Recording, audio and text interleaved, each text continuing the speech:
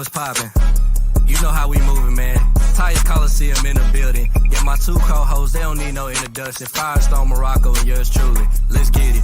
Okay, now tighten up, it's a Coliseum. Fake people, you'll never see them. Everybody authentic, dog, you can join to it, just take a DM. Everybody in the city rocking, it don't take much to be loved. I scared the doctor on my last visit with that two-tone in my blood. We don't play around, we just hold it down. They scared to play us on our side of town. Say we going through a rebuild, but are we really going through it, man? Stacking up on our receiving core, I don't see a ball going through their hands. Creeping up on our division rivals, they gon' really think that we the boogeyman. F the Ravens and the Texans, Jaguars and the Colts too. Real talk, if anybody not rocking that two-tone blue, you can catch us on the podcast. We gon' keep it real, we gon' speak fast. Always live on game day, we like Mike Keith when he yells sags.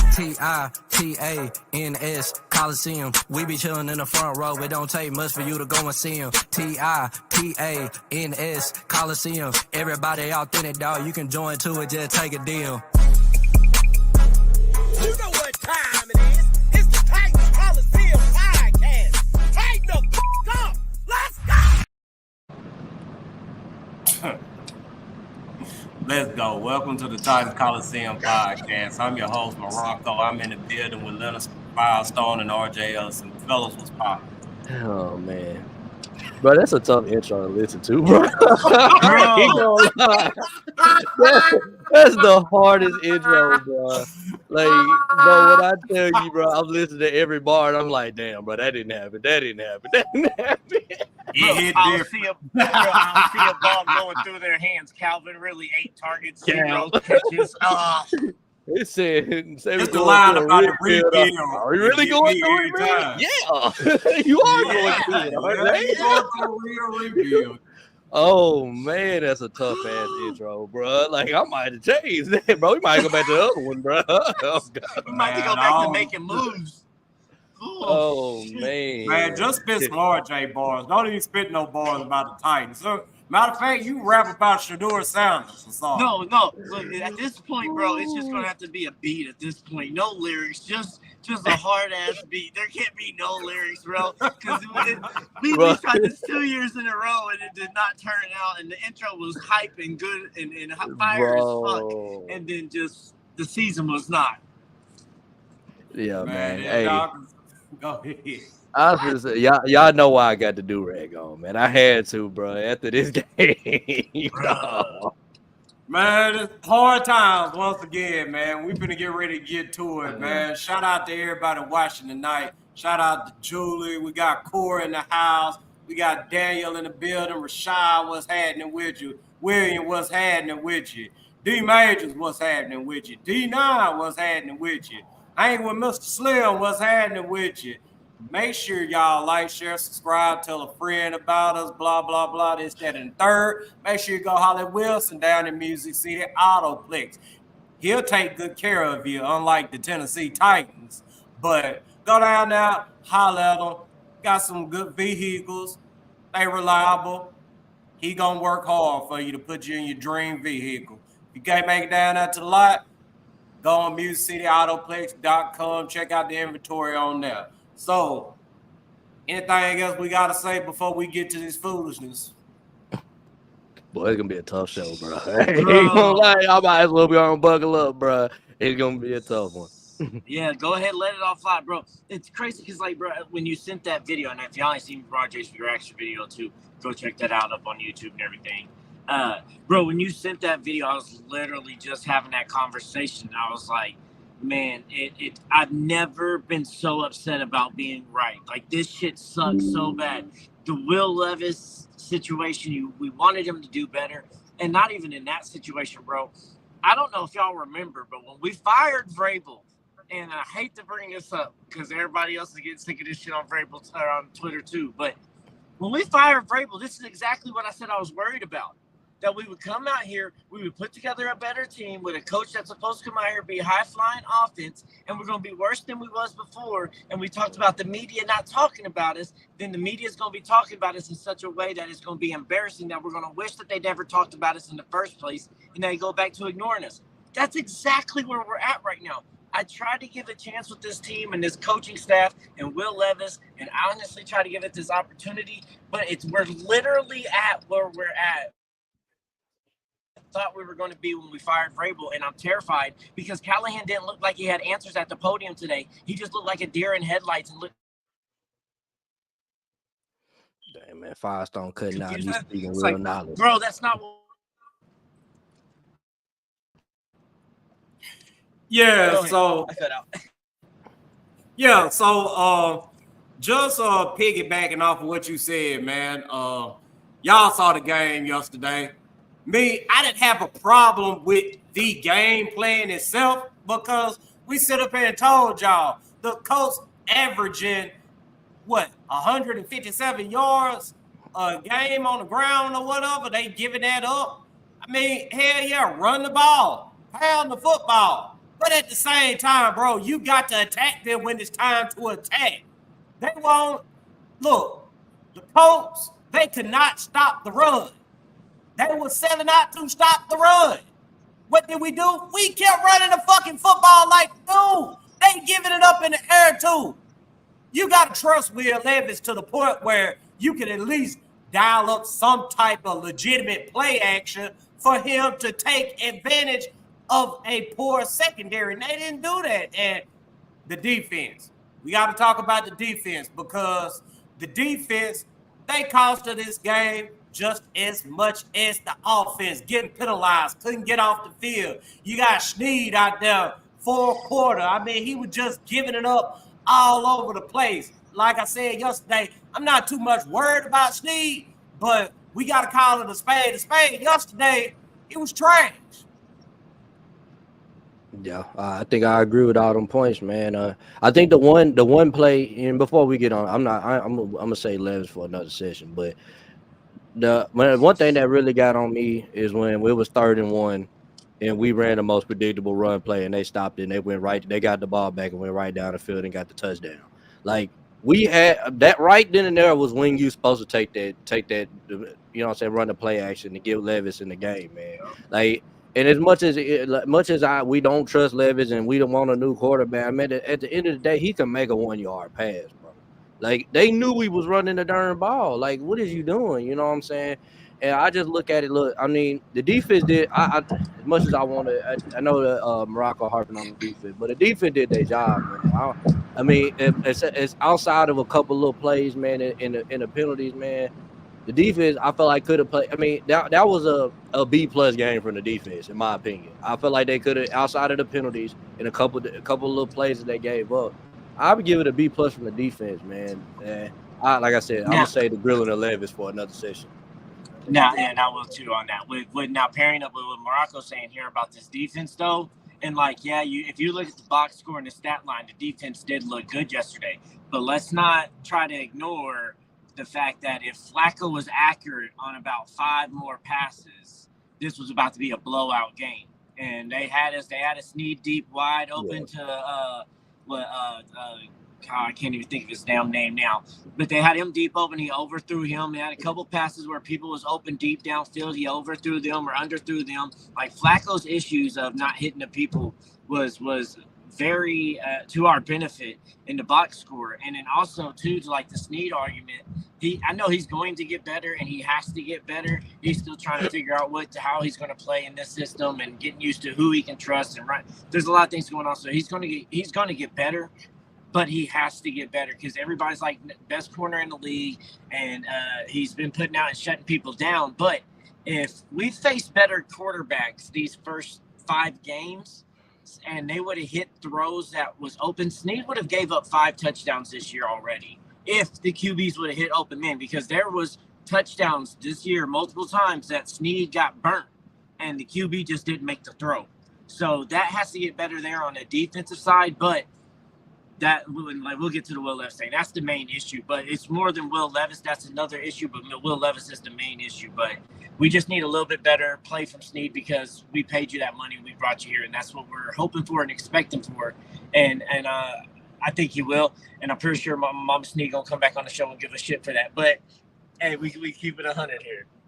Yeah, man, we got to keep it 100, man. And what I'm thinking about with Snead is, I mean, is he looking for help over the top or whatever?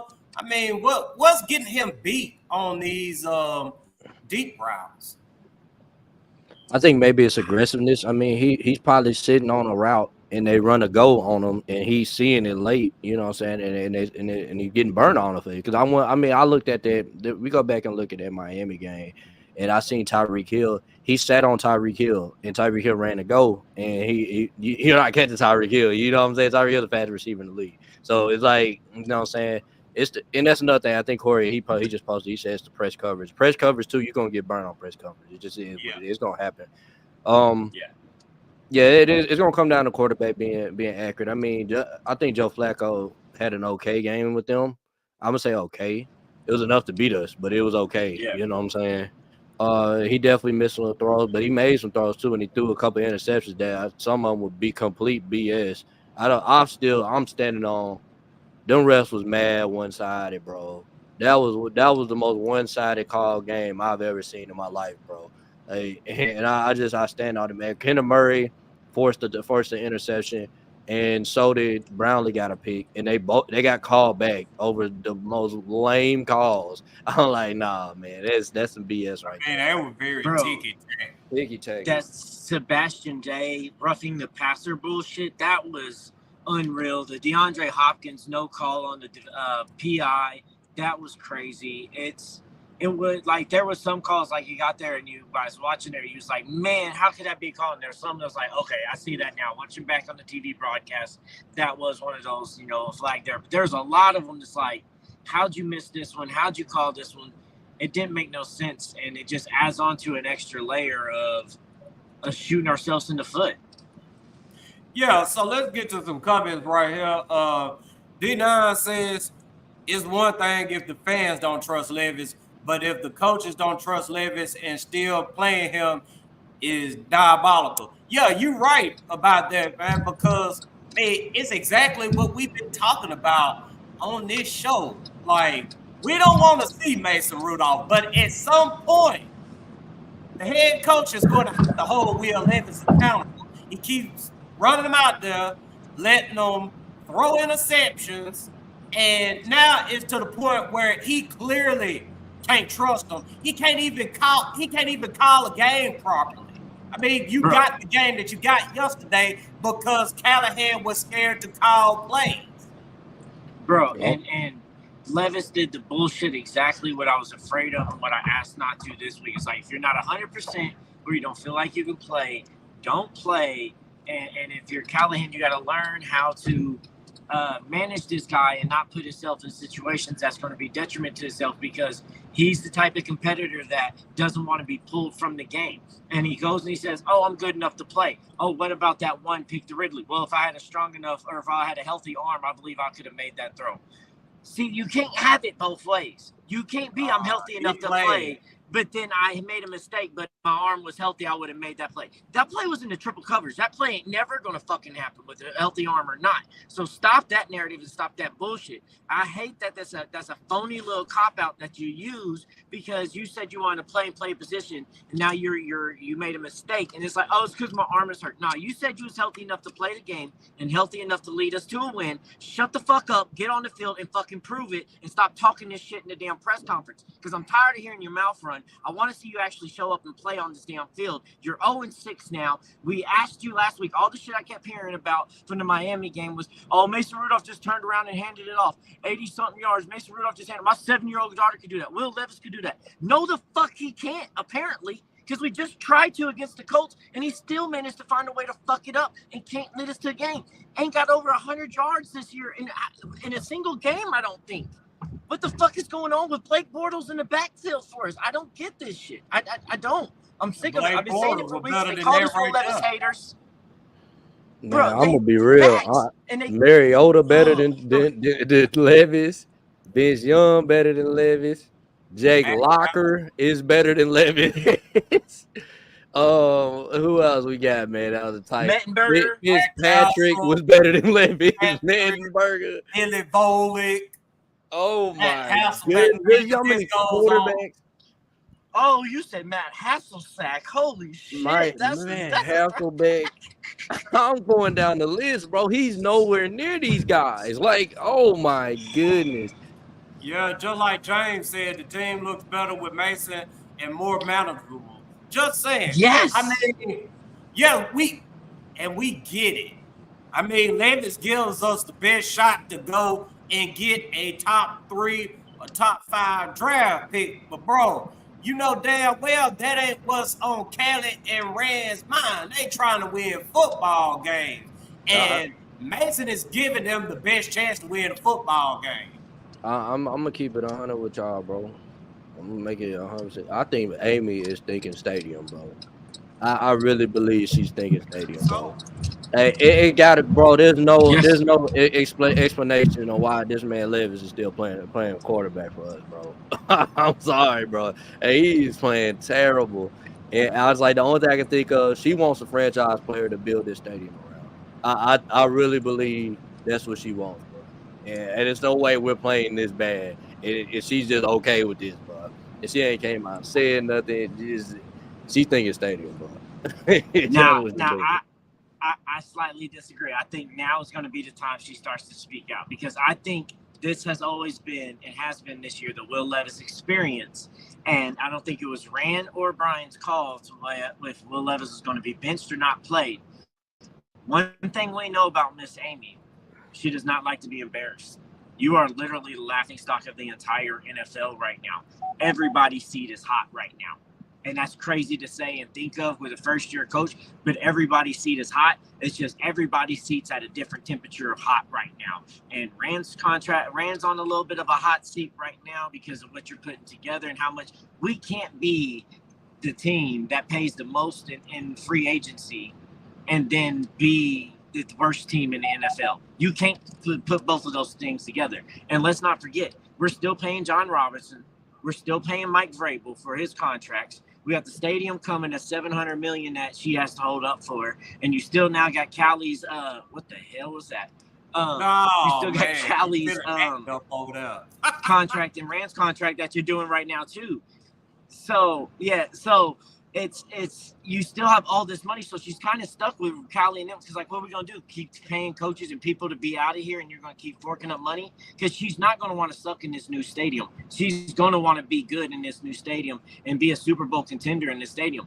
We're on the rails for a lot of money, so like this Brian Callahan Ran Carthon thing has to work out because we're spending a lot of money. There's no other choice. And a billionaire is not going to be happy when you spend that much money and you're the laughingstock of the entire NFL. And you just got rid of Vrabel and said, this ain't my daddy's team no more. And it kind of feels still like your daddy's fucking team. Man, I look at this point, man. I like I said in the video, bro. I just hate that I'm right. I hate it, bro. Because not only did I tell y'all that we were gonna lose on Sunday, I told you why we were gonna lose, and I told you to score. I told you to score. Like, that's even bad. I called the score, and I called why we were going to lose. At 4 minutes left in the game, bro, I left, bro. I left with 4 minutes left in the game, Firestone. After he threw that pick, bro, I said, yeah, we not winning this game. And we're down 3 points, bro. 3. How many did he throw yesterday, 2? He threw 1. He threw 1, but he almost threw 2, though. No. He almost threw 3. Supposed to have 1. It was almost 3. He almost threw 3. 2 of them was dropped by Colts defender because don't forget, he forced that one down Ridley. He underthrew, and the Colts defender tried to dive and catch, didn't get that. And then the other one, he threw it a little too low when the Colts defender jumped high point and almost had it. It was just kind of barely out of his hand. So he's still putting that, like, he should have had 3 interceptions yesterday. Will Levis still not good. And let's bring up this too. 0 sacks. 0 sacks by the offensive line yesterday. So you can't say Will Levis, if they just protected him, he could play better. No, the fuck he can't. 0 sacks, still not 100 yards, still a turnover, bad reads, still a loss, still can't get past 17 points. Yep, that excuse is gone. I mean, the whole line is progressing. That's what I'm saying. Everything else is getting better. And automatically, it was better. Granted, he had some penalties as well, but I mean, cool, we get those penalties. I mean, it's your first start. You're gonna be a little bit jittery, you're gonna be a little bit shaky, but guess what? He didn't let Will Levis get touched. Nobody let Will Levis get touched. We still had a Will Levis game. No, that right there should tell you Will Levis is the problem, and Callie was a problem yesterday as well. And let's talk a little bit deeper about Callahan, because you brought up something earlier, Firestone, that Miss Amy is paying a whole bunch of money out right now to people who aren't around. And I keep seeing our fellow fans talk about, they need to fire Callahan. They need to get Callahan up. Look, y'all, it ain't that freaking simple. Like, she's still paying Vrabel. She's still paying J-Rob. Why in the hell would she fire Callahan and have to pay him on top of that? She was still paying Wiz when we was going to the fucking playoffs and the AFC championship game and all of that. I mean, she's getting tired of paying out freaking money. So no, Callahan is going to be here no matter you like it or not. We need a quarterback. I'm not getting a fire. That's stupid. First off, he doesn't have a quarterback, y'all. Like, I don't know. You could get freaking Vince Lombardi on this team, bro. If you got the worst quarterback in the league, you're not gonna win nothing, bro. It's just simple as that. You're gonna be out here struggling, bro. And you know what I'm saying? Like, nah, bro. Look at Bill Belichick when he had Mac Jones. He couldn't win nothing, man. He the best coach ever. You feel me? Like, nah. Bro. Look, y'all gotta wait, man. First off, I can't hold nothing Brian Callahan's doing right now accountable until he picks his quarterback. When he picks his quarterback, so when we get in this draft that we all desperately waiting on, when we get in this draft and it's time for him to pick a quarterback, and when it does all the interviews and stuff, when he picks his guy, then we can hold him accountable. But when the guy is not progressing, when he's not improving, when every game he's coming out and he's doing Will Levis stuff and getting worse and worse and regressing, then I'm on Bill Callahan's ass because you picked this guy.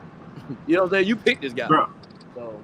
That's my thing. That's why I've been pushing for the Mason so much, because it's not that, I think Mason's going to be the guy and can lead. We're a better team with Mason. Mason's the better QB here. That doesn't say that Mason ain't a backup QB. That's sad to say that our backup QB is better than the guy that's supposed to be to face the franchise. But we know what Will Levis is now. We knew sooner than everybody else knew, because we've been saying this for weeks now. We just gotten torn apart for it. But we're now at the stage we don't need to evaluate Will Levis no more. We don't need to take the whole season to evaluate Levis. Now we need to evaluate Callie, because you were supposed to be this QB whisperer, QB offensive guru guy, and our offense is the worst part of us.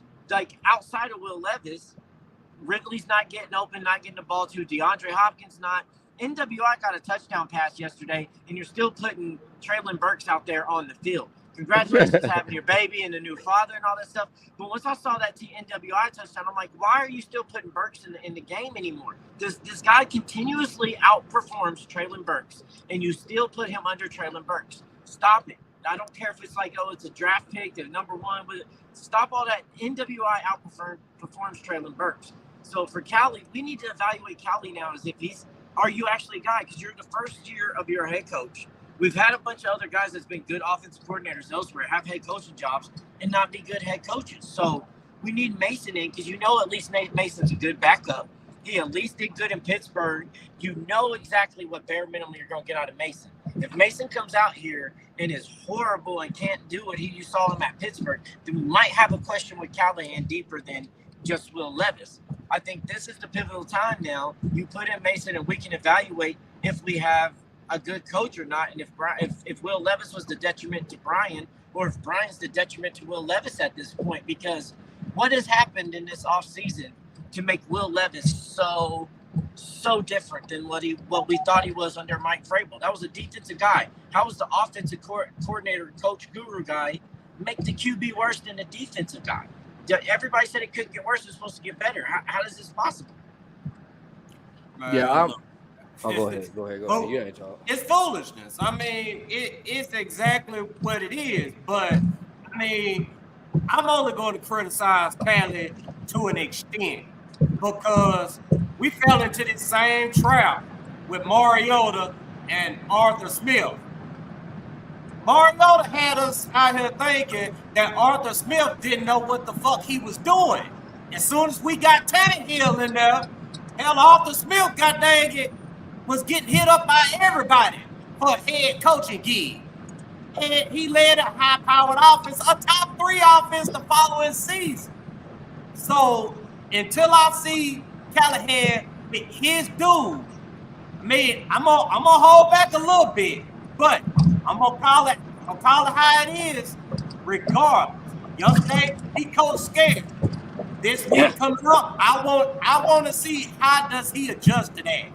Does he still continue to coach the game with caution, or does he call what he needs to call and leave it up to the players to execute? Listen here, man. As for people saying hot seat and firing and all this and the other, give these guys to stadium, man. If they don't have a competitive product, a Super Bowl competing product by the time we get to the stadium, then I'm saying let's start firing people. Right now, man, we need to give them time, man, to build it. We're in a rebuild, y'all. We can't be firing people in a rebuild. We ain't ever gonna get out the rebuild if we firing guys. You know what I'm saying? Like, you gotta let them rebuild what they're trying to do. He just got here. Like, he just got here in a very, but that's like, you know, they do the same thing with the president. Like, the president come into America with all type of garbage going on, and they talking about, well, it's the president's fault. I'm like, he just got here. Like, how is it the president's fault? Like, I think with this is just like we and when I say hot seat, like, I'm not saying let's fire Brian Callahan. I'm just saying, like, this is the moment now. Like, you don't have to waste another season, because if you do this, oh well, let's just wait and let Levis play out this whole season to see if he's it. We already know he ain't it. Okay. Then this next year, okay, we bring in a young guy. Let's see if actually Callie can develop him, because there is that lingering thought of, is Will Levis really that bad, and was it really that big of a bust that you come in as an offensive guy and the guy that's supposed to resurrect this, and he just plummets to the fucking bottom of a QB barrel of all the starting QBs in the NFL? So, like, is it Callahan? Is it just Levis and this is bad and it can't be fixed? And then everybody said, let Ran go get his guy. Ran drafted this guy. Ran did go get his guy. Callie didn't go get his guy. Ran did go get his guy. Vrabel didn't like Levis. So I don't know. I know we got to give them time, but why I say Callie's seat got a little hot is because you heard what Calvin Ridley said in the locker room, and Callie is on the verge of losing the locker room before he even gets it. And if you lose the locker room in year one because of this type of performance, after you sold players and fans in the state of Tennessee, this is the type of football we're going to play, and then this is the product you put out on, you lose a locker room before you ever get it. And then in that case, are you ever going to get it back? So does this rebuild truly have a successful chance of, or a chance of being successful when you lose the locker room in year one before you even get the rebuild going? Yeah, so let's get to a couple of comments here. Saw a comment from Ronnie earlier. Shout out to Ronnie watching tonight. Shout out to everybody watching tonight. Like, share, subscribe, tell a friend about us, all that good shit. But Ronnie said really had every right to say what he said after the game yesterday. Yes, he did. My only gripe with Calvin really is, dude, you got to catch what's catchable at the same time as well. I mean, yeah, Will Levis sucks. Callie is scared of Will Levis. But the opportunities you get, make the best of them. I saw NWI do that yesterday. And really, he didn't have the best opportunities in the world yesterday, but he still had an opportunity. And guess what? He dropped the football. And even the announcers on TV, they alluded to him to that being a concentration drop. So we don't need those out of Ridley. We need you to make the best of your opportunities. Now, I'll say this on that, because he got 8 targets and everybody keeps making that big deal. He had 8 targets and zero receptions. Okay. Go watch all 8 targets. 2 of them he could have caught. I'm not even gonna say should have. Okay, there's one that you hit him across the slant. You should have caught that one. But I think even in that moment, and I'm not trying to defend Ridley here, because like I said, point blank, if the ball hits you, you should catch it. But I think Ridley even knew in that moment, I'm not open and the ball should come to me. And it kind of surprised him that it came to you when you got 3 dudes around you and you got like a 1-foot fucking window for this ball to fly into. And then it actually gets there and you're just shocked it got there, because it shouldn't have been thrown in the first place. And then the other one was a little timing issue on a back shoulder throw that he threw out a little too far and he reached out. He touched it, should have had it, but it still was a bad placement ball. Then those other 6 were horrible placed balls that Ridley didn't even have a chance to catch them whatsoever. So everybody's making a big deal like Ridley should have caught and made more, but those throws and those 8 targets wasn't really good 8 targets. It was force fed into double coverage and triple coverage, and Levis can't seem to read the safeties over top.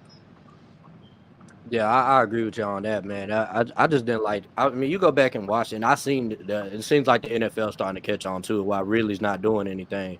Like they seen the passes that they giving him, man, and that shit is horrible, man. He ain't gonna do. He not gonna be able to do nothing with that, bro. Like y'all can't sit there and say that he washed, bro, because he got a quarterback that can't even give him the ball, man. Then they talking about Will Levis playing hurt, and I'm like, bro, if you hurt, bro, why are you playing? Man, we could have. And then, look, I didn't care if we lost the rest of the game. Beat the Colts, bro. I'm so tired. I hate losing to them. Like, at all the freaking teams that we can lose to, bro, please don't let it be them, bro. Now I got to hear I had to hear all type of dumb stuff this morning. Now they talking about Michael Pittman run Nashville, bro, because he keep putting us away. Like, you're garbage. The man 35 yards, bro. He ain't did nothing. He ain't the king of nothing. He's trash. Like, bro, what's the craziest part too is that we and because somebody asked like if we have Malik Willis starting, do you think we'd win more games? What's crazy is, bro, go back to preseason when Levis didn't play much in the preseason. We only played Mason and Willis. They have taken more throws past the marker and past the line of scrimmage than Will Levis has all year. I am so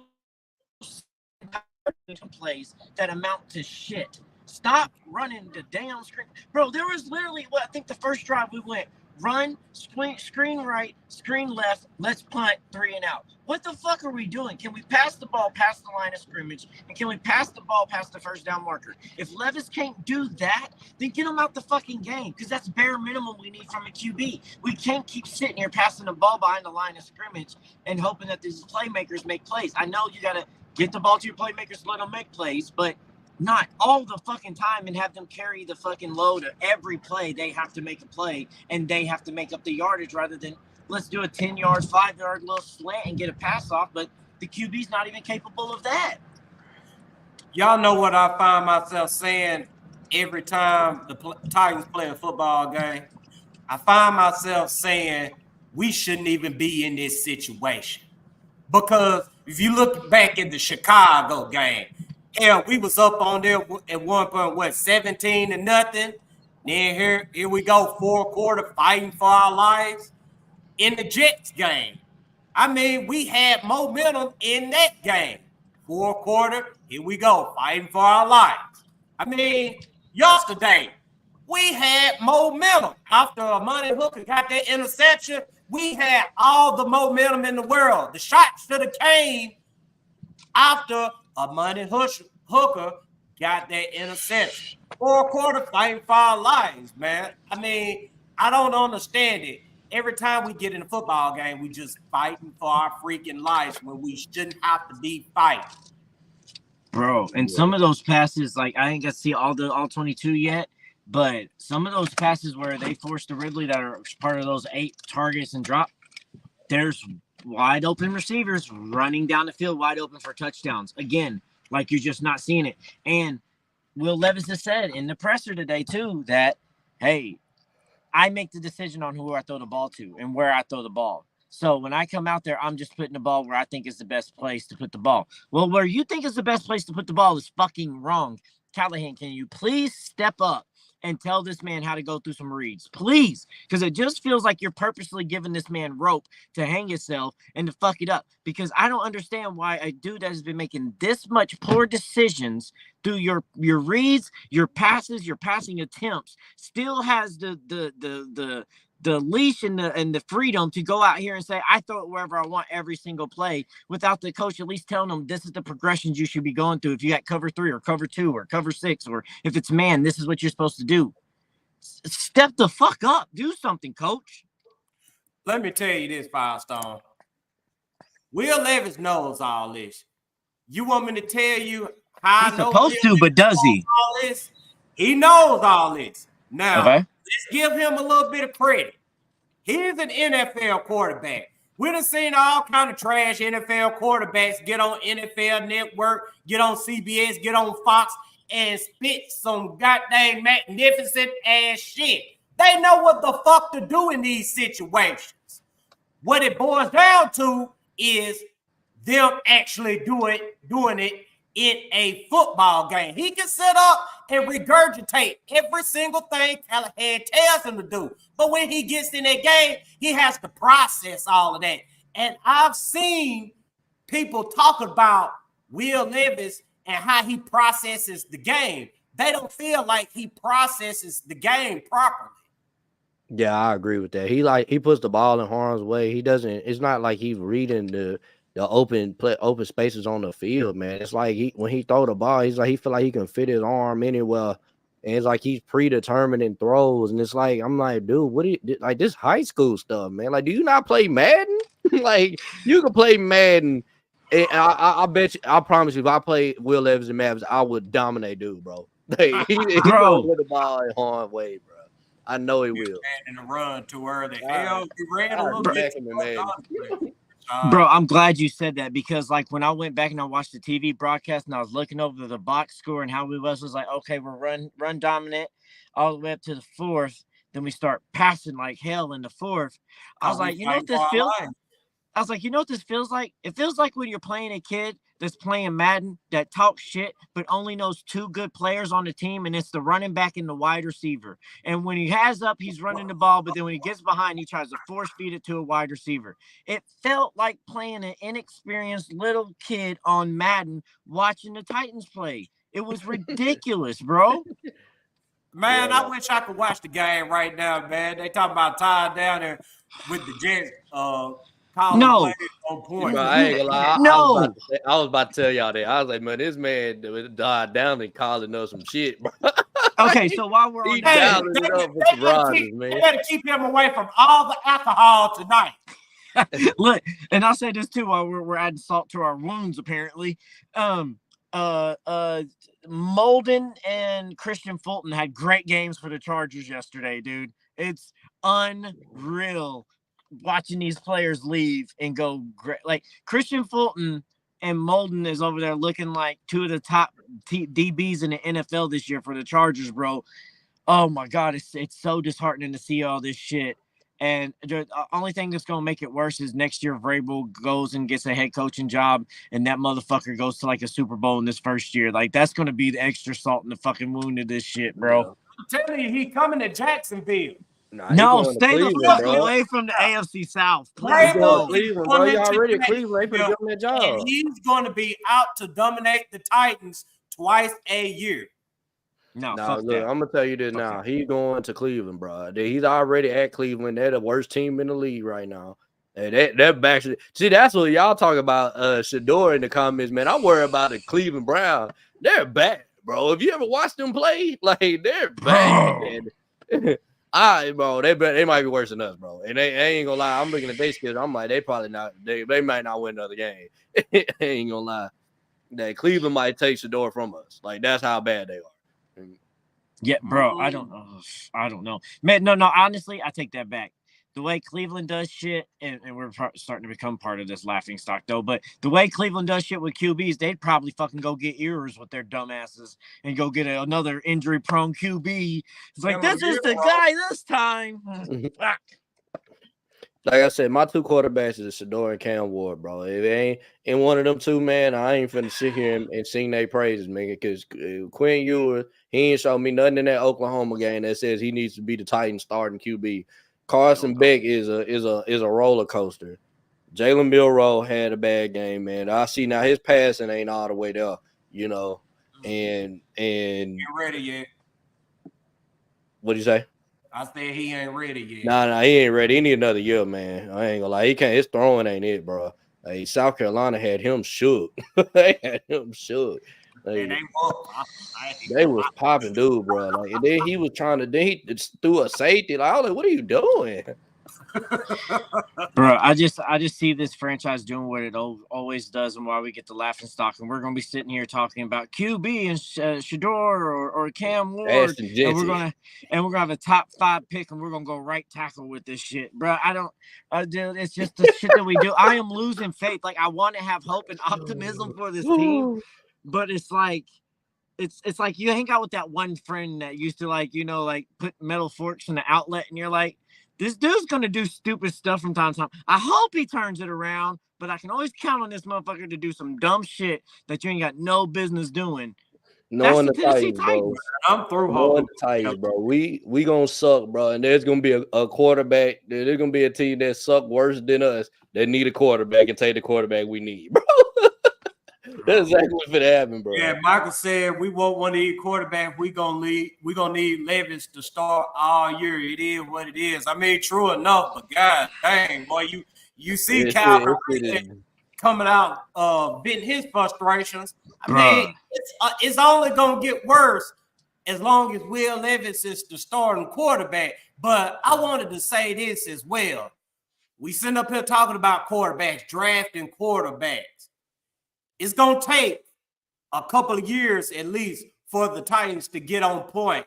And I've been thinking about it for a little bit now, but after the game yesterday, it just straight up hit me. Like, yeah, this is going to take a little bit because not only do we need quarterback, but we're going to need offensive line help.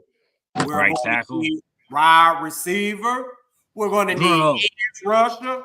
Hell, we might even need another cornerback because we don't know about Snead right now. We got faith, but we really don't even know. And even with that right there, I mean, you got Roger McQuarrie may be up out of here. Somebody's going to want to pay that guy, and it might not be Tennessee. So maybe we got to think forward here.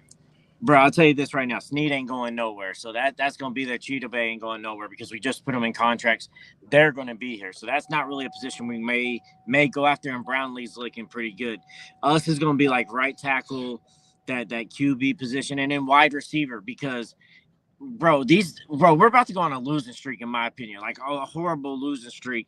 Jacksonville is probably going to be the only chance we have to win any games. We might just be a one-win season now. I don't see this. Maybe New England, maybe Commanders, maybe Jaguars are our only games that we can get some wins in. So, I don't see where we don't trade DeAndre Hopkins by the trade deadline. Traylon Burks is not going to be on this team next year. Whether we trade him or he just goes out this year and he's going to be gone, he's going to be gone. So we're going to be sitting here with just a Calvin Ridley wide receiver core. Boy ain't going to come back after a one-year contract after this bullshit. He's not. He's going to go somewhere else and go get his reps. This is by far his worst season ever, and he's been open. I agree with what KJ's saying, man. He said whatever happens need to happen, bro. We need to get our quarterback. Yeah, bro. I don't want no major addition happening until we get a quarterback. I'm just gonna be real. Like if we need to trade, you know what I'm saying? We need to trade some guys, bro, at this deadline, man, and try to get rid of some of these vets, man, and let them go on to a winning team. Because right now, I mean, I feel bad for DeAndre Hopkins. He has to go through this. I feel bad with Calvin Ridley. He's got to go through this, but he took the money. He took the money over, you know what I'm saying, to come here, man. So at the same time, you know, he has to deal with the rebuild. But, you know what I'm saying, I look at this, we got to get a quarterback, bro. Everything starts with your quarterback, bro. If you ain't got no quarterback, ain't nobody going to believe in you. And I said in my video, man, it's very minimal you find a team that wins Super Bowl without no quarterback. And I know people going to throw out the Buccaneers and the Ravens, but they had all world once in a lifetime defenses, bro. We don't have that here. I'm not even trying to build that. You get what I'm saying? I'm not trying to build that. Like that's not going to win in today's age. Somebody going to dot you up, bro. It's going to happen, man. Defense going to get tired, you know. You go through, you look at the teams that won Super Bowl, they all at least had a good to elite quarterback. As you go down the list, man, from the beginning, it's quarterback. You know what I'm saying? You like, we got to get one, bro. So, except for Stafford. Stafford's not elite, but he good. You know what I'm saying? Yeah, he in that good category. And don't forget the Foles Wentz error. I mean, there's some guys there. He had a hell of a run, bro. That was a hell of a run. Bro, yeah, and then Foles finished it too. But like, all right, so since we're sitting here, we're saying like, okay, fire sale, we're gonna have to trade people because it is what it's gonna be. Well, people's already disgruntled in the locker room. You can see it with Calvin Ridley, and he let it slip in a moment. But I'm glad he did. He was honest, and I appreciate that. So D-Hop's probably going to be gone. Who else do you got? Because, like, you can't trade Ridley. We're with them. Sneed's with them. Like, Cheetah Bay, we're with them. We got that we got the contract. Pollard, contract. Cushberry's contract. Like, who are you going to trade? Chig?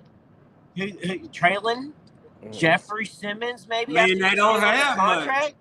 We don't have shit to trade anymore. Like, everybody you just kind of brought in, and you can't bring them in and then turn them around in the same year. That's bad business. I got somebody we can trade. Landry? Bro, he has 0 sacks, bro. Look, hey, man, I know I apologize, man, for trading him, but bro.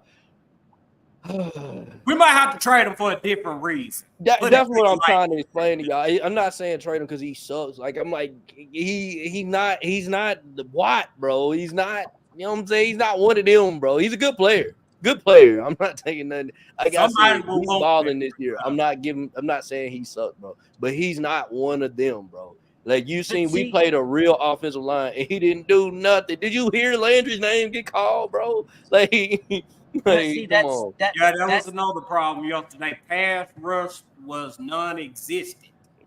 We paying Landry all this money. He can't get to the quarterback. Or gets a real line. It's not. You feel me? Like,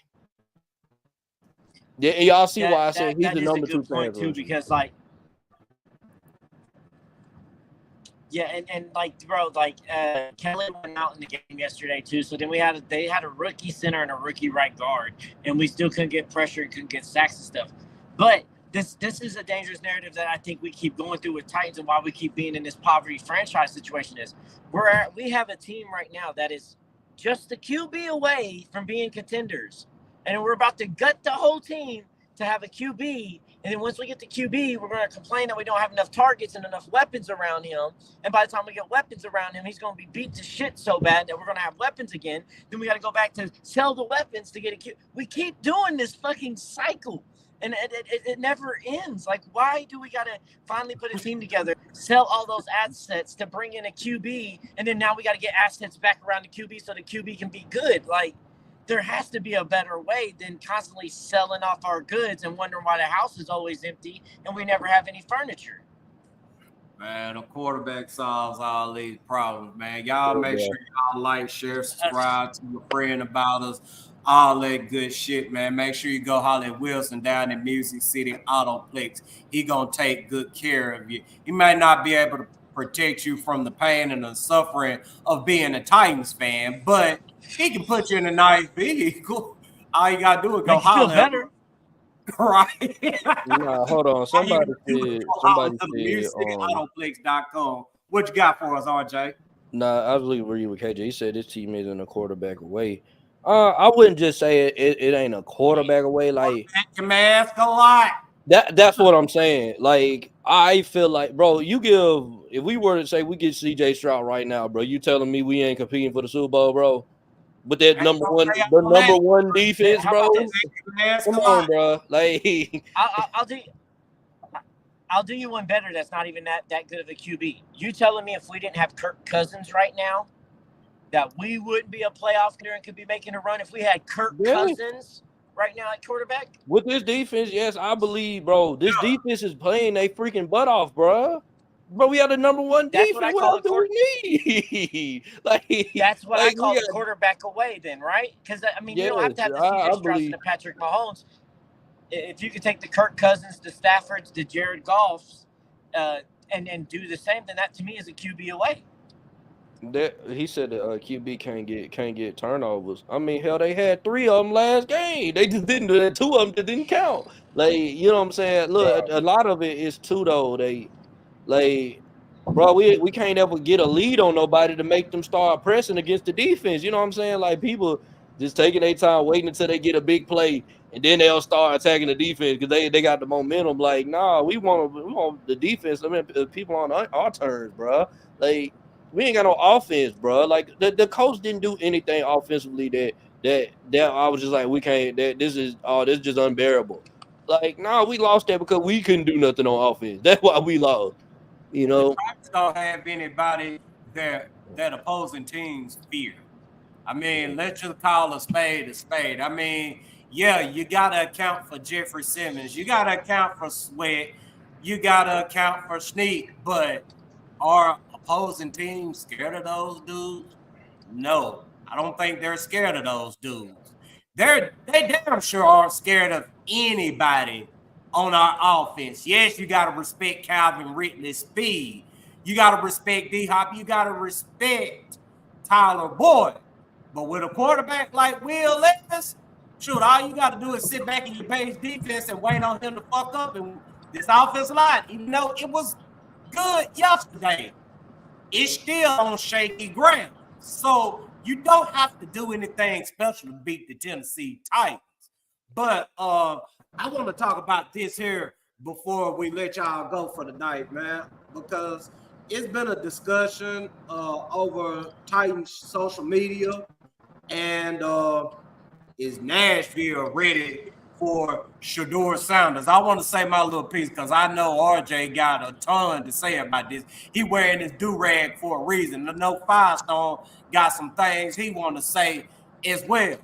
But my thing about Shedeur in Nashville, y'all remember how people treated Steve McNair. Shedeur is going to get a lot of that. I mean, I just want a legitimate quarterback here at the end of the day. I just want a functioning quarterback. Shedeur, he's a functioning quarterback. I'd be all for having Shedeur here. And people need to stop with this foolishness, talk about, well, Deion ain't going to let him play here. Hell, it ain't Deion's call. God damn it. He going to wherever drafts him. Y'all act like he didn't play football in Jackson State. They were down there in the slum for 2 years.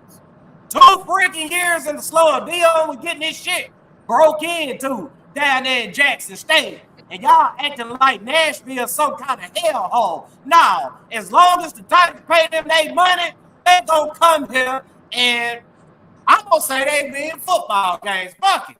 Get Shedeur here. I don't care who's not ready for it tonight. They better get ready. RJ, talk to him. No, I'm with you. Just like, look, I mean, as a Nashville native, born and raised, bleed Nashville, man, like, you know what I'm saying, all through my body, man. But they better get ready, bro, because if we draft a guy like Shedeur Sanders, it's coming. The black culture is coming. You know, now they're gonna be rappers at the game, movie star, basketball player, John Morant gonna be at the game. Everybody coming to the game, bro. I mean, hey, Jelly Roll was at the game. Huh? Come on, bro. I said Jelly Roll was at the game. I like Jelly Roll, man. He represents the city well. But come on, bro. He ain't no rapper, bro. He don't count no rapper, bro. Shedeur gonna have Nashville turn. Yeah, but I mean, look, hey man, I know, man. We got some Republicans. I mean, we got we got some people on that side, man. That they ain't gonna be ready for this coach to come, bro. If he comes, and by all means, I know this here. I look, hey. Man, they just had a rally here the other day. So no one come here, he better win. I'll say this. Nissan Stadium is very close to the projects. They won't do too much foolishness. I say they'll do their little internet threats here. They might go protest somewhere where they think it's safe at, but they won't do that foolishness down there at Nissan Stadium. And you know Shedeur coming with his own group of people as well. So I think they'll tread lightly, but be aware the foolishness is most definitely going to come with Shedeur. Talk to him, Firestone. All right, I'm gonna say this. Now, this ain't my opinion. You didn't ask me how. No. You didn't ask me how I'm gonna feel if I'm ready for Shedeur to come here. You asked if the city of Nashville ready for Shedeur. So no, this is my thinking of the city of Nashville. And no, they're not. They're not ready. And that's the thing that's scary is because when I think of Shedeur, I don't even think about all that other stuff y'all just talked about. I wasn't even thinking about the culture. I was just thinking of. I remember how Tennessee and Nashville treated AJ when he was here and how he talked and how he was a prima donna and we're all tired to shut up and play some football and all that stuff during the AJ Brown. Shedeur's way more going to talk and flaunt and do his stuff than AJ Brown ever did. And he's a quarterback. So if you couldn't handle AJ, how do you think you're going to handle Shador? And then in that sense, it makes me worried because, you're like, okay, we go get Shador, then we got the QB of the future. Do we? Like, he can, and I'm not saying because of talent-wise. Who says that he don't get a rookie contract out of here and say, fuck Tennessee, I'm going somewhere else? The bullshit, y'all didn't welcome me here, how y'all treat me. Like, that's the thing you got to think of in the long run of also drafting these players is how's the city going to welcome them? Because how the city welcomes them is going to dictate whether or not that QB, if he is a star, is going to want to sign a second contract with the team. Just because you go draft a guy and he's a QB of the future doesn't mean he's the QB future of your dreams or of your team. We've seen great QBs go and leave and go get contracts for other teams and go play. So that's the thing here. Like when you got to draft this, because it would be Titans detriment to the team to go draft a guy and do all this tanking and all this shit we're about to do for a guy that we can't even get a second-year contract because the city didn't want to welcome him in properly. Man, all Shador got to do is put on a cowboy hat and some boots and two-step, and he'll be good, man. Bro, D-Hop did that shit, and we're already ready to trade him after year 2. What do you mean? Yeah, but, I mean, we honestly only want to trade D-Hop because we know this team is going to shit, and it's only going to get worse with players versus venting their frustrations because we got homeboy over here who can't get out of his own way. Fair point. Yeah, man. I remember when D-Hop was getting his haircut during the interview, man, and they was flipping out about that. Like, I'm like, you can't get a haircut during the interview. Lord have mercy, this man Shador ain't gonna make it. Wait till a reporter asks Shador. Damn good. Wait till the reporter. Go ahead. Wait till the reporter asks Shador a question he don't like, and he just puts the fucking watch in their face and turns. Next question. Let's see how everybody reacts then. Wow, I'm ready for it. I mean, shoot. All of them love it. You say it now, Baracco. You say it now, bro. But just wait, bro. I'm telling you, it's gonna be a tough. We're gonna be going through a lot, bro. I'm gonna let you know that now, bro. I'm ready for it with everybody. I'm ready for it with the white coats, and I'm ready for, the other side to ride with Shador because y'all done all this talking about hey, get Shador here, get Shador here, get Shador here. You gonna have to ride and die with Shador. Oh yeah, I'm riding and die with him. But at the same time, though, I just know it's gonna split this fan base up with him, man. I know what's coming. Yeah, it was split for less. So hey, I'm ready for it. Bro, what QB hasn't split this franchise up? Mariota, Tannehill, ain't like him, bro. Young, McNair. Bro, every QB has torn this franchise apart, bro. It's horrible. This man could be the best quarterback we ever had, bro. And people aren't gonna like him just because his last name is Sanders, bro. That is exactly what it is. He go downtown with some cowboy boots and a cowboy hat. Hell, we'll be in that. They'll love his dirty draws. Nah, he went as a football, and people still gonna hate this man, and they Titan fan. Like they just be talking. Let them have a couple of good games. Dang, they'll love him to death. They'll embrace Dion here too. Yeah, like I said, Dion. You say that, man. Bro, you say that, but look how everybody treated Tannehill. Tannehill's our second best quarterback in franchise, and they act like this motherfucker's worse than Locker. We say these things because it should be. No Firestone. Tannehill is done, bro. The outside, like the Cincinnati 3 picks and some other stuff, like he's made some mistakes as a QB. He ain't never put us in this situation as a QB. He had us winning games. He had us in the playoffs continuously until that last year. This was a motherfucker that you wanted on the field, even with the ankle sprain. Not where was Will Levis, where like, oh, he's hurt, he's out. Okay, I'm not rooting for him to hurt, but this is kind of good news. Like, we got to put some respect on Tannehill's name. Yeah, he wasn't perfect. Nobody is. But Tannehill has done more for this franchise than any other QB not named Steve McNair. And it shows year in and year out how hard it is to work for this franchise, and how hard it is to be a QB for this franchise. When we finally have a dude that came and did some good, we need to kind of give him a little bit of praise, even if he didn't get the ultimate goal done. Tannehill came and gave us some of his best years and some of our best years in a long time as Titans fans. No, I'm tired of people, you know what I'm saying? He said, pay a man to the races. He said, they ain't. Oh, yeah, no, I agree. They ain't the majority. They're social media, so their words and they're gonna be loud. You know what I'm saying? Yes. It's social media. But at the same time, though, people are saying, well, if the Titans could deal with McNair, they can deal with Shedeur. Now, them two totally different personalities, bro. McNair was I barely knew who McNair's personality was when he was a Tennessee Titan, man. You know what I'm saying? You didn't really know his personality. All you knew, he go out there, he play hard. You know what I'm saying? He put his team on his back, man, and he win football games. You know what I'm saying? You didn't really know who he was as a person. Shedeur, you gonna know exactly who he is. You gonna know what type of swag he got. He gonna come in. He gonna come to the stadium fresh. You know what I'm saying? He's not gonna do stuff that a normal quarterback gonna do. You know what I'm saying? On top of that, because the part that scares me is when we start losing with him. You know what I'm saying? Because then they were like, you need to cut all that stuff out of that, blah blah blah. And it don't even be his fault that we losing, but the fact that we're losing and he's doing stuff, you know what I'm saying, is what I'm nervous about.